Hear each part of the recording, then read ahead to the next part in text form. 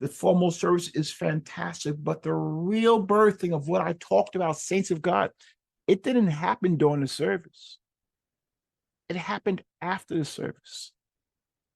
It happened after the service. Those events I'm telling you about, saints of God, I looked forward to the service, but by the time the message was over, I looked forward to what God was going to show us. And time and time again, God never let us down.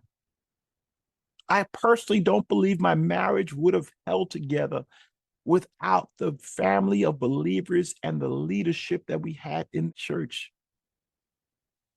There's so many things that we don't always understand if we've never experienced it.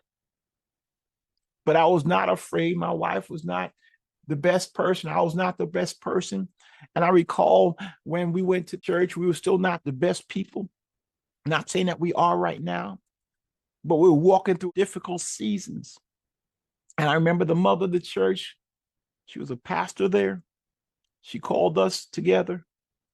And I sat there as she brought direction and correction to both me and my wife.